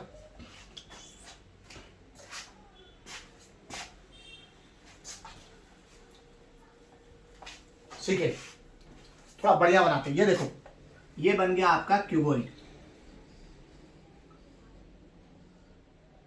अब सही, ठीक। क्यूबॉइड में मान लीजिए ये लंबाई L है, चौड़ाई B है और हाइट H है, समझिएगा।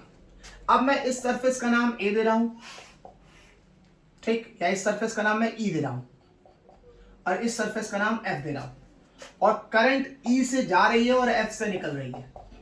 अब आपसे इलेक्ट्रिकल रेजिस्टेंस पूछा जाए, electrical resistance across EF, E से करंट आ रही है और F से जा रही है, E और F के बीच यदि इलेक्ट्रिकल रेजिस्टेंस पूछा जाए तो देखो रेजिस्टेंस का बेसिक फॉर्मूला होता है रो L अपॉन A। अब मैं तुम्हें सिखाना चाहता हूं L क्या है। जिधर की ओर करंट जाती है उसके अलोंग तो लेंथ लेते हैं, सीखेगा, जिसके अलोंग करंट जाती है उसके अलोंग लेंथ लेते हैं, तो यहां लेंथ की वैल्यू तो L होगी। अब करंट के पर, यदि इधर की ओर करंट जा रही है तो इधर की ओर लेंथ लेंगे और उसके परपेंडिकुलर एरिया लेते हैं, तो एरिया तुम्हें ये वाला लेना है, तो इसका एरिया कैसे निकालोगे, ये B होगा, ये H होगा, तो इसका एरिया हो जाएगा L अपॉन BH। ये रेजिस्टेंस अक्रॉस EF हो गया। मान लो इसी सवाल को बदल दें, मान लो हम इसको बोल दें M, इसको बोल दें N, और अब करंट M से आ रही है, N से जा रही हो, और आपसे रेजिस्टेंस अक्रॉस MN पूछा जाए, रेजिस्टेंस अक्रॉस MN पूछा जाए, तो रेजिस्टेंस का basic formula rho L upon A होता है। जिधर की ओर करंट जाती है उसके अलोंग लेंथ लेते हैं, सुनो सुनो सुनो, ये इनपुट है या आउटपुट है, जिधर की ओर करंट जाती है उसके अलोंग क्या लेते हैं, लेंथ, और उसके परपेंडिकुलर क्या लेते हैं, एरिया। तो ये जाएगा लेंथ, लेंथ का मतलब क्या हो जाएगा, H, लेंथ का मतलब क्या हो जाएगा H, और एरिया का मतलब करंट जिधर की ओर जाती है उसके परपेंडिकुलर, हमें ये वाला एरिया लेना है, जिधर की ओर करंट जाती है उसके अलोंग तो लेंथ लेते हैं। तो यहां लेंथ की जगह यदि आपको M और N के बीच रेजिस्टेंस पता करना है, फिर से सुनो, ये एक डिब्बा था, आपको M और N के बीच रेजिस्टेंस निकालना है, तो रेजिस्टेंस का फॉर्मूला तो रो L अपॉन एरिया होता है। अब लेंथ कौन सा लोगे, इनपुट और आउटपुट के अलोंग जिधर की ओर करंट जाती है उसको लेंथ बोलते हैं, तो यहां लेंथ का काम करेगा H, ठीक, और करंट के परपेंडिकुलर जो पोर्शन है वो एरिया का काम करता है, तो एरिया हो जाएगा लंबाई गुणे चौड़ाई। अब इसकी लंबाई, इसका ये L है और ये कितना है B, तो करंट के परपेंडिकुलर जो सरफेस होता है वो उसका एरिया लेंगे, तो एरिया हो जाएगा L into B, resistance across MN हो जाएगा, ठीक। मान लो क्यूब होता, इन केस ऑफ क्यूब, यदि मान लीजिए क्यूब होता तब तो लंबाई चौड़ाई ऊंचाई सब सेम होती, समझे, तब तो लंबाई भी A होती, चौड़ाई भी A होती, ऊंचाई भी A होती। अब यदि आपसे E और F के बीच रेजिस्टेंस पूछता तो रो L का मतलब करंट के अलोंग जो लेंथ होती है उसे लेंथ बोलते हैं A, और करंट के परपेंडिकुलर सरफेस एरिया लेते हैं, तो ये लंबाई भी A, चौड़ाई भी A, तो ये हो जाएगा A स्क्वायर, कैंसिल हो जाएगा, तो E और F के क्रॉस रेजिस्टेंस हो जाएगा रो अपॉन A, ठीक। देख लो भैया कंसेप्ट क्या है, ये सीखो समझो, देखो ये क्या कर दिया हमने, मतलब मैं आपको ये सिखाना चाहता हूं, कहीं भी कोई कैसी भी डिजाइन दे रखी हो, जिनके जिनके बीच आपको रेजिस्टेंस निकालना है, समझिए, यदि आपको इनके बीच रेजिस्टेंस निकालना है तो जिधर की ओर करंट जा रही है ना उधर की ओर तो लेंथ लेते हैं और उसके परपेंडिकुलर क्रॉस सेक्शन एरिया लेते हैं। अब मान लीजिए आपको M और N के बीच रेजिस्टेंस निकालना है, ये इनपुट ये आउटपुट, तो M से N करंट जाने में लेंथ का काम कौन करेगा, H, जिधर की ओर करंट जाती है उसे लेंथ बोलते हैं, और उसके परपेंडिकुलर एरिया लेंगे। अब इसका एरिया कैसे निकालोगे, इसका लंबाई है L चौड़ाई है b, तो इसका एरिया l इंटू बी हो जाएगा। तो लेंथ का काम h करेगा, एरिया का काम l इंटू बी करेगा, तो यह आ जाएगा रो h अपॉन एल बी, लंबाई h हो जाएगी और एरिया। अब यदि E और F के बीच आपको रेजिस्टेंस निकालना है, E और F के बीच रेजिस्टेंस निकालना है, तो लंबाई का काम कौन करेगा? लंबाई का काम L करेगा और एरिया का काम कौन करेगा? B into H. तो ये रो L अपॉन बी एच, ये फॉर्मूला नहीं है, बस बेसिक वर्किंग है। तो बहुत से केसेस में डिब्बे में आपसे रेजिस्टेंस पूछ सकता है, हॉलो सिलेंडर में रेजिस्टेंस पूछ सकता है। देखो देखिए, आपसे रेजिस्टेंस ऑफ हॉलो सिलेंडर पूछ सकता है। देखिए सीखो बच्चा, आपसे रेजिस्टेंस ऑफ हॉलो सिलेंडर पूछ सकता है।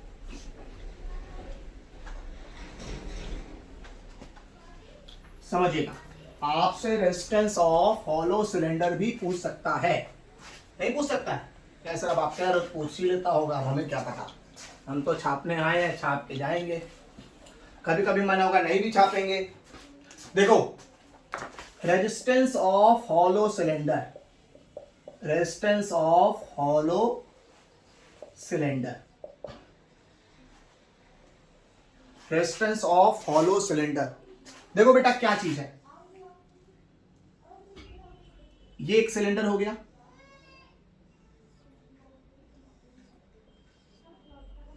ठीक। हॉलो का मतलब क्या है कि जो भी रेजिस्टेंस मटेरियल है वो बीच में है, अंदर नहीं है, किनारे किनारे पर है।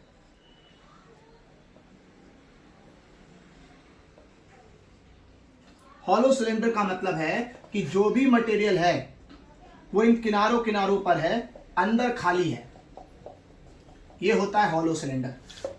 अब मान लीजिए, अब हॉलो सिलेंडर की ये लाइन हो गई एक्सिस, ठीक, ये हो गया लेंथ, ये रेडियस हो गई R1 और बाहर वाली रेडियस हो गई R2, ठीक। तो यदि अब आपको रेजिस्टेंस निकालना होगा तो रो एल, एल तो एल हो जाएगा, लेकिन यदि आपको इसके किनारों के बीच रेजिस्टेंस निकालना है, इनपुट और आउटपुट के बीच में, हॉलो सिलेंडर के अक्रॉस आपको रेजिस्टेंस निकालना है, तो लंबाई तो एल हो जाएगी, लेकिन एरिया कौन सा लोगे? जितने भर में मटेरियल है।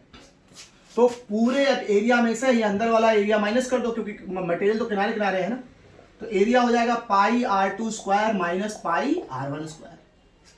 फिर से देखो, पाई R2 स्क्वायर से पूरा एरिया निकलेगा, पाई R1 स्क्वायर से ये छोटा वाला निकलेगा, पूरे एरिया में से ये वाला एरिया माइनस कर दो, तो आपको क्रॉस सेक्शन एरिया निकल आएगा जितने में मटेरियल है। तो रेजिस्टेंस ऑफ हॉलो सिलेंडर का फॉर्मूला हो जाएगा रो एल अपॉन पाई R2 square minus pi R1 square. एक स्पेशल रिजल्ट याद कर लो,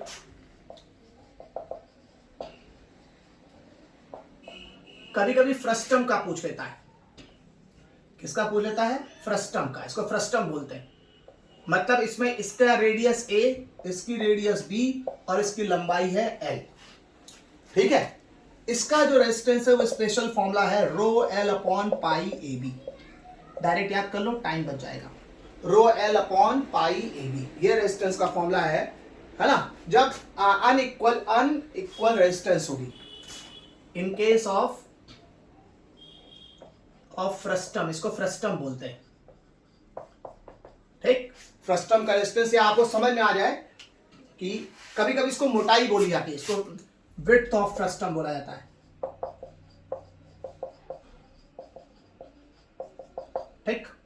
तो कुल मिला के हमें ये समझना है कि रेजिस्टेंस का formula rho L upon A होता है।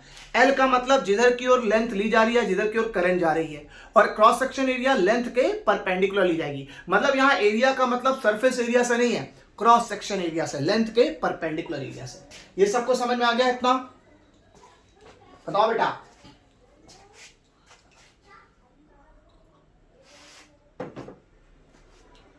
इतना सबको समझ में आ गया? बताओ भाई।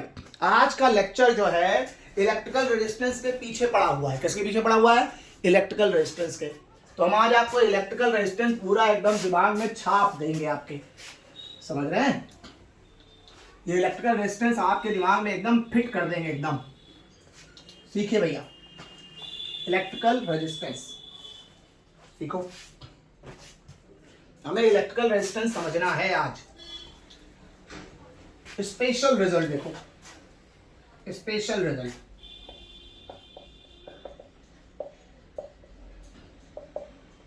मान लीजिए एक वायर है,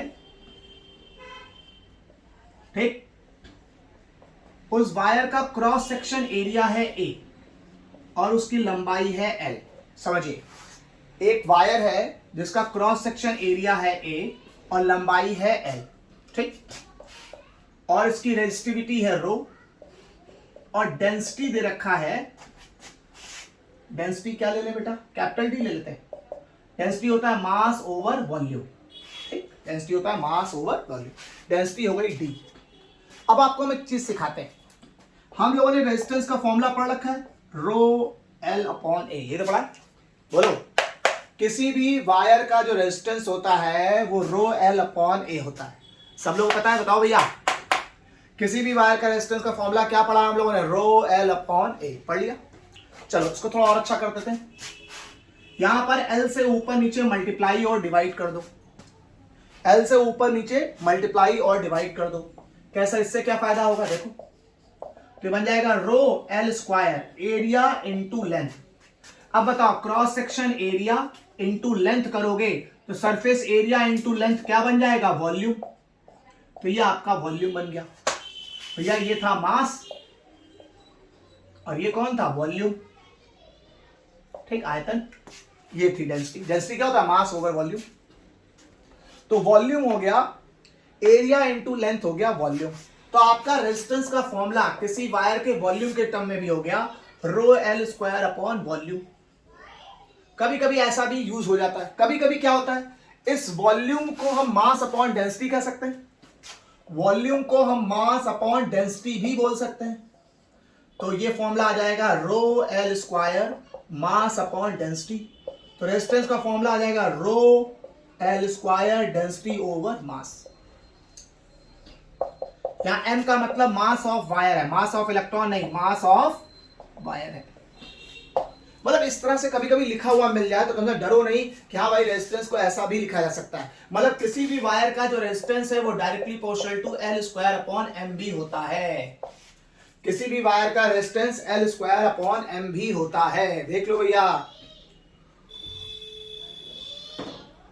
सीख लो भैया, सीख लो। उसका दो स्पेशल केस और भी हम आपको सिखाएंगे, बढ़िया वाले, मजेदार एकदम, जो आपको एकदम दिल खुश हो जाएगा। समझिए, चलो देखते हैं। अब एक कहानी वाली चीज आपको सिखाते हैं, इफेक्ट ऑफ टेम्परेचर ऑन, सीखेगा इफेक्ट ऑफ टेम्परेचर। सीखो बच्चा, सीखो सीखो सीखो सीखो, सब क्या चल रहा है देखिए। Effect of temperature on resistance.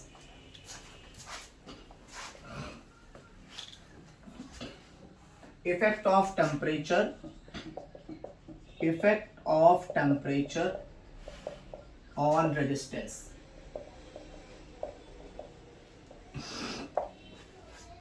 हम लोग पढ़ने जा रहे हैं effect of temperature on resistance.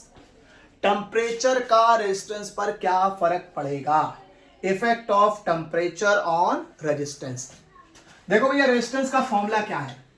सबसे पहले हम लोग पढ़ने जा रहे हैं इन मेटल्स, या इसको हम बोलते हैं कंडक्टर। ठीक, कंडक्टर के बारे में आपको कुछ आइडिया है? हम कहते हैं कि कंडक्टर में फ्री इलेक्ट्रॉन होते हैं। फ्री इलेक्ट्रॉन क्यों होते हैं?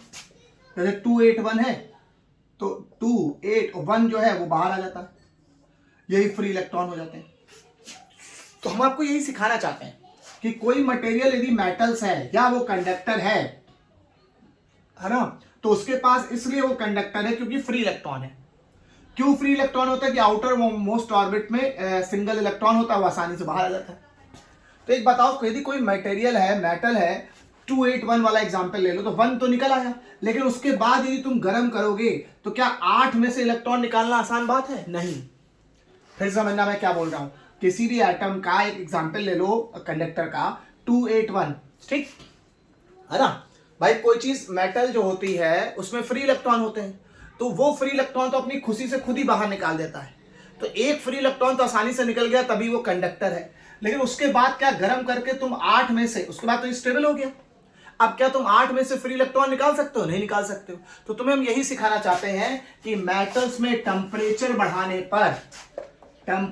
बढ़ाने पर नंबर ऑफ फ्री इलेक्ट्रॉन में कोई फर्क नहीं पड़ता। टेम्परेचर बढ़ाने पर नंबर ऑफ फ्री इलेक्ट्रॉन में कोई फर्क नहीं पड़ता। ठीक, मतलब ऐसा नहीं होता कि आप मेटल्स को गर्म करें उसमें फ्री इलेक्ट्रॉन बढ़ जाएंगे, नहीं। जब आप टेम्परेचर बढ़ाएंगे तो फ्री इलेक्ट्रॉनों में कोई फर्क नहीं पड़ेगा। लेकिन हां, टेम्परेचर बढ़ा रहे हैं तो काइनेटिक एनर्जी तो बढ़ जाएगी। बोलो भाई, यदि आप किसी मेटल्स में टेम्परेचर बढ़ा रहे हैं, मेटेलिक मटेरियल को गर्म कर रहे हैं, तो पहले तो अपने दिमाग का मिसकंसेप्शन हटा दीजिए कि आपने तार को गर्म किया, खूब ढेर सारे फ्री इलेक्ट्रॉन निकल गए। नहीं, मेटल्स में जो फ्री इलेक्ट्रॉन निकलने होते हैं खुशी से निकल जाते हैं, उसके बाद चाहे कितना गर्म करो फ्री इलेक्ट्रॉन नहीं निकलते। ठीक, तो टेम्परेचर बढ़ाने पर नंबर ऑफ फ्री इलेक्ट्रॉन में कोई फर्क नहीं पड़ता। कैसा, वे गर्मी तो दे रहे हैं हम, तो वो गर्मी पाके जो पहले से फ्री इलेक्ट्रॉन है उनकी काइनेटिक एनर्जी बढ़ जाती है। टेम्परेचर बढ़ाओ कुछ तो फर्क पड़ेगा, वो जो फ्री इलेक्ट्रॉन्स की काइनेटिक एनर्जी बढ़ जाती है। Kinetic energy of free electrons बढ़ जाती है, और यदि फ्री इलेक्ट्रॉन की काइनेटिक एनर्जी बढ़ जाएगी तो कोलिजन फास्ट हो जाएगा। कोलिजन क्या हो जाएगा? फास्ट। सीखिए, ये प्रोसेस है। मेटल्स में टेम्परेचर बढ़ाने पर क्या होता है, जब मेटल्स में टेम्परेचर बढ़ाते हैं तो फ्री इलेक्ट्रॉनों की संख्या में कोई फर्क नहीं पड़ता। बढ़िया। लेकिन जब हम फ्री इलेक्ट्रॉनों की संख्या में कोई फर्क नहीं पड़ता, लेकिन टेम्परेचर बढ़ाने पर काइनेटिक एनर्जी तो बढ़ जाएगी। काइनेटिक एनर्जी बढ़ जाती तो वाइब्रेशन फास्ट हो जाते हैं, और वाइब्रेशन फास्ट हो जाते हैं तो मान लो पहले वो 2 सेकंड में टकराते थे तो अब 1 सेकंड में टकराने लग जाएंगे, 1 सेकंड में टकराते तो आधे सेकंड में टकराने लगते हैं, वो जल्दी जल्दी टकराने लग जाएंगे, और टाइम ऑफ रिलैक्सेशन घट जाएगा। टाइम ऑफ रिलैक्सेशन घट जाएगा। टाइम ऑफ रिलैक्सेशन घट जाएगा। और जैसे ही टाइम ऑफ रिलैक्सेशन घटेगा तो पूरी दुनिया रेजिस्टेंस का फॉर्मूला जानती है, m/n² L/A। यदि टाइम ऑफ रिलैक्सेशन घट जाएगा तो रेजिस्टेंस बढ़ जाएगा। बोलो, टाइम ऑफ रिलैक्सेशन घट जाएगा तो रेजिस्टेंस बढ़ जाएगा। तो सामान्य भाषा में आप सीधे इन दोनों को सीधे सीधे लिख दो। इन केस ऑफ मेटल्स टेम्परेचर बढ़ाने पर रेजिस्टेंस बढ़ता है। ठीक है ना? इन केस ऑफ मेटल्स टेम्परेचर बढ़ाने पर रेजिस्टेंस बढ़ता है। टेम्परेचर बढ़ाने पर रेजिस्टेंस बढ़ता है। देखो, सीधे सीधे पहले नॉलेज में याद कर लो। मेटल्स के केस में टेम्परेचर बढ़ाने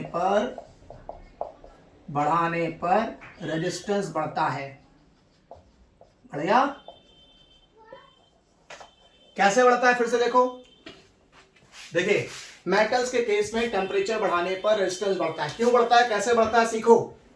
पहले हमारे दिमाग में ये रहता था कि हम मेटल को गर्म करेंगे, गर्म करने से खूब ढेर सारे फ्री इलेक्ट्रॉन निकल आएंगे, रेजिस्टेंस कम हो जाएगा। लेकिन धोखा हो गया। क्यों? इन मेटल्स बोले तो कंडक्टर, जितने भी कंडक्टिंग मटेरियल है जिसमें तुम करंट फ्लो करते हैं, जब हम टेम्परेचर बढ़ाते हैं, टेम्परेचर बढ़ाने पर नंबर ऑफ फ्री इलेक्ट्रॉन में कोई फर्क नहीं पड़ता। बढ़िया। टेम्परेचर बढ़ाने पर नंबर ऑफ फ्री इलेक्ट्रॉनों में कोई फर्क नहीं पड़ता। लेकिन हाँ, टेम्परेचर बढ़ा रहे हो तो काइनेटिक एनर्जी तो बढ़ेगी। तो काइनेटिक एनर्जी फ्री इलेक्ट्रॉनों की बढ़ जाती है, जो पहले से फ्री इलेक्ट्रॉन है उनकी बढ़ जाती है। काइनेटिक एनर्जी बढ़ जाती है तो कोलिजन उनका फास्ट हो जाता है, जल्दी जल्दी कोलाइड करने लग जाते हैं। अब जब कोलिजन फास्ट हो जाएगा तो टाइम ऑफ रिलैक्सेशन घट जाएगा। अब रेजिस्टेंस का फॉर्मूला m/n² L/A होता है। यदि टाइम ऑफ रिलैक्सेशन घट गया तो रेजिस्टेंस बढ़ जाएगा। तो सिंपल भाषा में मोटे मोटे तौर पे डायरेक्ट बोले, टेम्परेचर बढ़ाने पर रेजिस्टेंस बढ़ता है। टेम्परेचर बढ़ाने पर रेजिस्टेंस बढ़ता है। यदि मान लीजिए एक वायर है, उसका T1 टेम्परेचर पे रेजिस्टेंस R1 है, T2 टेम्परेचर पर रेजिस्टेंस R2 हो गया, rise in temperature delta T है, तो R2 बराबर होता है R1 1 plus alpha delta T। ये आपका रेजिस्टेंस निकालने का फॉर्मूला है। ये इनिशियल वैल्यू और ये फाइनल वैल्यू। ठीक है। यदि इनिशियल T1 डिग्री सेंटीग्रेड पर रेजिस्टेंस R1 है, T2 डिग्री सेंटीग्रेड पर रेजिस्टेंस R2 है, और rise in temperature delta T है, तो फाइनल रेजिस्टेंस R2 बराबर R1 1 plus alpha delta T होता है। इस अल्फा को टेम्परेचर रेजिस्टेंस कोफिशिएंट कहते हैं। ठीक, जो मेटल्स के लिए बहुत ज्यादा होता है, मेटल्स के लिए बहुत ज्यादा होता है, ठीक है, मेटल्स के लिए बहुत ज्यादा होता है, के लिए बहुत अधिक होता है।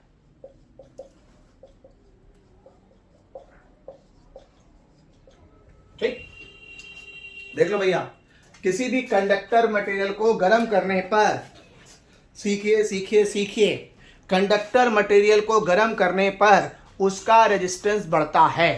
कंडक्टर मटेरियल को गर्म करने पर उसका रेजिस्टेंस क्या होता है? बढ़ता है। क्यों बढ़ता है? सबने क्लियर हो गया? क्योंकि टेम्परेचर बढ़ाओगे तो नंबर ऑफ फ्री इलेक्ट्रॉनों पे कोई फर्क नहीं पड़ेगा। देख लो भैया, टेम्परेचर बढ़ाओगे तो नंबर ऑफ फ्री इलेक्ट्रॉनों पे कोई फर्क नहीं पड़ेगा। जो पहले से फ्री इलेक्ट्रॉन है उनकी काइनेटिक एनर्जी बढ़ जाएगी, काइनेटिक एनर्जी बढ़ जाएगी तो कोलिजन फास्ट हो जाएगा, कोलिजन फास्ट हो जाएगा तो टकराने का समय कम हो जाएगा। अब यदि टाउ, टाइम ऑफ रिलैक्सेशन कम हो जाएगा तो रेजिस्टेंस बढ़ जाएगा। तो मोटे मोटे केस में मेटल्स में टेम्परेचर बढ़ाने पर रेजिस्टेंस बढ़ता है। ठीक, अब यदि T1 टेम्परेचर पे, T1 डिग्री सेंटीग्रेड पे R1 रेजिस्टेंस है, T2 डिग्री सेंटीग्रेड पर R2 रेजिस्टेंस है, तो change in temperature delta T हो जाएगा। तो फाइनल टेम्परेचर R2 बराबर R1 1 plus alpha delta T होता है। ठीक है, अल्फा को टेम्परेचर रेजिस्टेंस कोफिशिएंट कहते हैं, जो मेटल्स के लिए बहुत अधिक होता है, जो मेटल्स के लिए बहुत ही अधिक होता है। इतना क्लियर हो गया सबको? बताओ भैया, जो मेटल्स के लिए बहुत ही क्या होता है? अधिक होता है। मतलब अल्फा को टेम्परेचर रेजिस्टेंस कोफिशिएंट कहते हैं, जो मेटल्स के लिए बहुत ही अधिक होता है। ठीक है ना? चलो आगे समझते हैं। अब बात करते हैं इन एलॉय। समझिए, तो effect of temperature on material discuss कर रहे हैं, तो हमने मेटल्स के बारे में डिस्कस कर लिया। हम लोगों ने effect of temperature on resistance discuss करना था, उसमें हमने मेटल्स पे जो है रेजिस्टेंस का असर देख लिया। सीखो भैया, हमने मेटल्स के लिए रेजिस्टेंस का असर देख लिया। ठीक, टेम्परेचर का असर देख लिया। मेटल्स पर टेम्परेचर का असर यह होता है कि मेटल्स का टेम्परेचर बढ़ाओगे तो रेजिस्टेंस बढ़ेगा। ठीक है ना? तो हम लोगों ने ये समझ लिया, resistance of metals is directly proportional to temperature. Temperature बढ़ाओगे तो रेजिस्टेंस का मेटल का रेजिस्टेंस बढ़ेगा। तो भाई क्लियर? अब बात करते हैं इन case of alloy. Case of alloy, alloy भी मेटल से ही मिलकर बना होता है, तो एलॉय का भी रेजिस्टेंस टेम्परेचर बढ़ाने पर बढ़ता है। सीखिए, एलॉय का भी रेजिस्टेंस टेम्परेचर बढ़ाने पे बढ़ता है, लेकिन एलॉय का जो टेम्परेचर रेजिस्टेंस कोफिशिएंट होता है वो मेटल से कम होता है। मेटल से कम होता है। कैसे? इसका क्या मतलब समझना। हमने बताया R2 बराबर R1 1 plus alpha delta T. ये जो अल्फा है इसी को टेम्परेचर रेजिस्टेंस कोफिशिएंट कहते हैं। ठीक, मेटल्स के लिए ये पॉजिटिव होता है, मेटल्स के लिए पॉजिटिव होता है। मतलब टेम्परेचर बढ़ाओगे रेजिस्टेंस बढ़ेगा। सही है, कोई दिक्कत नहीं। लेकिन हम तुम्हें सिखाना चाह रहे हैं कि एलॉय का अल्फा कम होता है, एलॉय के लिए अल्फा की वैल्यू कम होती है, टेम्परेचर रेजिस्टेंस कोफिशिएंट कम होता है। कैसे? इससे क्या फायदा समझना। मान लो अल्फा की वैल्यू 1 है, कितनी? 1 यदि अल्फा होगा तो यदि टेम्परेचर 1 डिग्री सेंटीग्रेड बढ़ाओगे तो 1 × 1 हो जाएगा। 2 डिग्री सेंटीग्रेड बढ़ाओगे तो 1 × 2 हो जाएगा, 2 गुना बढ़ेगा। लेकिन जरा सोचो अल्फा ही 20 हो, अल्फा कितना हो? 20, तो 1 डिग्री सेंटीग्रेड बढ़ाओगे तो रेजिस्टेंस 20 का हिसाब चेंज आएगा। 2 डिग्री सेंटीग्रेड चेंज करोगे रेजिस्टेंस में 40 का चेंज आ जाएगा। 3 डिग्री सेंटीग्रेड चेंज करोगे तो रेजिस्टेंस में 60 का चेंज आ जाएगा। तो अल्फा यदि ज्यादा होगा तो पर डिग्री सेंटीग्रेड चेंज के कारण रेजिस्टेंस ज्यादा बढ़ेगा। तो इसीलिए जब कभी हमें एक्सपेरिमेंट करना होता है, एक्सपेरिमेंट में एलॉय वायर यूज करते हैं, एलॉय वायर यूज करते हैं। समझो समझो समझो, क्यों? क्योंकि उसका अल्फा कम होता है। अल्फा कम होने के कारण, क्योंकि इसका अल्फा, एलॉय का जो अल्फा है वो कम होता है। कम होने से क्या फायदा होगा? टेम्परेचर के साथ एलॉय का रेजिस्टेंस बढ़ेगा तो, लेकिन धीरे धीरे। भाई एलॉय का भी रेजिस्टेंस टेम्परेचर के साथ बढ़ता है, मेटल का रेजिस्टेंस भी टेम्परेचर के साथ बढ़ता है, लेकिन एलॉय का अल्फा कम होता है तो टेम्परेचर के साथ एलॉय का रेजिस्टेंस धीरे धीरे बढ़ेगा, रेजिस्टेंस स्लो बढ़ेगा। इसीलिए जब आपको कोई एक्सपेरिमेंट करना होगा तो आप मेटेलिक वायर नहीं यूज करेंगे, एलॉय वायर यूज करेंगे। एलॉय वायर का एग्जांपल कॉन्स्टेंटिन और मैग्नीन या नाइक्रोम। समझो, यदि आपको कहीं तार बनाना है तो आप मेटेलिक वायर का तार बनाने के बजाय एलॉय वायर का तार बनाएंगे। कैसा? ऐसा क्यों? क्योंकि मेटेलिक वायर का तार, देखो दोनों का रेजिस्टेंस बढ़ता है, समझा? टेम्परेचर बढ़ाने पे मेटल का भी रेजिस्टेंस बढ़ता है, टेम्परेचर बढ़ाने पे एलॉय वायर का भी रेजिस्टेंस बढ़ता है, लेकिन एलॉय वायर का जो अल्फा है वो छोटा होता है, temperature resistance coefficient less positive होता है, तो टेम्परेचर के साथ एलॉय वायर का रेजिस्टेंस धीरे धीरे बढ़ेगा। तो आप कहीं भी मेटेलिक वायर, कहीं भी एक्सपेरिमेंट करना होगा तो वहां आप मेटेलिक वायर के बजाय एलॉय वायर का यूज करेंगे कि भैया करंट बढ़ाएं तो यदि तार गर्म हो तो उसका रेजिस्टेंस धीरे धीरे बढ़े। इसलिए पहले तो आप समझो कि दोनों केस में ही रेजिस्टेंस बढ़ता है। चाहे मेटल का टेम्परेचर बढ़ाओगे तो भी उसका रेजिस्टेंस बढ़ेगा, एलॉय का टेम्परेचर बढ़ाओगे तो उसका भी रेजिस्टेंस बढ़ेगा, लेकिन एलॉय का रेजिस्टेंस मेटल की अपेक्षा धीरे धीरे बढ़ेगा। एलॉय का रेजिस्टेंस मेटल की अपेक्षा धीरे धीरे बढ़ेगा क्योंकि एलॉय का जो टेम्परेचर रेजिस्टेंस कोफिशिएंट अल्फा है वो छोटा है as compare to for metals. ये सबको क्लियर हो गया? Any problem? बताओ भैया। उसके बाद ये तो मेटल्स हो गया, अब बात करते हैं सेमीकंडक्टर्स। सेमीकंडक्टर्स और लिक्विड, इन सब के लिए अल्फा नेगेटिव होता है। समझो, सेमीकंडक्टर्स और लिक्विड के केस में, समझो सेमीकंडक्टर, कंडक्टर और लिक्विड के केस में,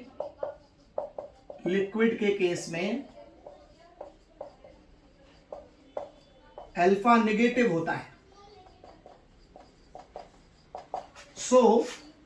तो चाहे आप सेमीकंडक्टर का टेम्परेचर बढ़ाएं तो टेम्परेचर बढ़ाने पर सेमीकंडक्टर का रेजिस्टेंस घटेगा, है ना? इलेक्ट्रोलाइट का रेजिस्टेंस घटेगा, समझ लो। सेमीकंडक्टर और लिक्विड के केस में अल्फा नेगेटिव होता है। अल्फा कौन? टेम्परेचर रेजिस्टेंस कोफिशिएंट, मतलब कि टेम्परेचर बढ़ाने पर सेमीकंडक्टर का रेजिस्टेंस घटेगा। ठीक? टेम्परेचर बढ़ाने पर जो इलेक्ट्रोलाइट है, मतलब लिक्विड जो है, इलेक्ट्रोलाइट का रेजिस्टेंस घटेगा। ठीक है ना? सीख लो भैया। जनरली और सबका टेम्परेचर बढ़ाने पर रेजिस्टेंस घटता है। सेमीकंडक्टर का टेम्परेचर बढ़ाओगे रेजिस्टेंस घटेगा, इलेक्ट्रोलाइट का टेम्परेचर बढ़ाओगे रेजिस्टेंस घटेगा, लेकिन यदि मेटल और एलॉय व्हील का मेटल और एलॉय मटेरियल का टेम्परेचर बढ़ाओगे तो रेजिस्टेंस बढ़ेगा। बस मेटल में जल्दी जल्दी रेजिस्टेंस बढ़ेगा, एलॉय में धीरे धीरे रेजिस्टेंस बढ़ेगा। तो आज हम लोगों ने इलेक्ट्रिकल रेजिस्टेंस के बारे में डिस्कशन कर लिया। कल हम आपको इलेक्ट्रिकल रेजिस्टेंस कैलकुलेट करना सिखाएंगे कि तार को मोड़ दिया जाए तो इलेक्ट्रिकल रेजिस्टेंस क्या होगा, तार को काट के छोटा कर दिया जाए तो क्या होगा इलेक्ट्रिकल रेजिस्टेंस, तार को खींच दिया जाए तो क्या होगा, तार सीरीज में लगा हो, पैरेलल में लगा हो। इलेक्ट्रिकल रेजिस्टेंस निकालने के जितने भी वैरायटी केसेस हैं कल हम आपको सिखाएंगे। मस्त रहिए, रेगुलर रहिए, पढ़ते रहिए।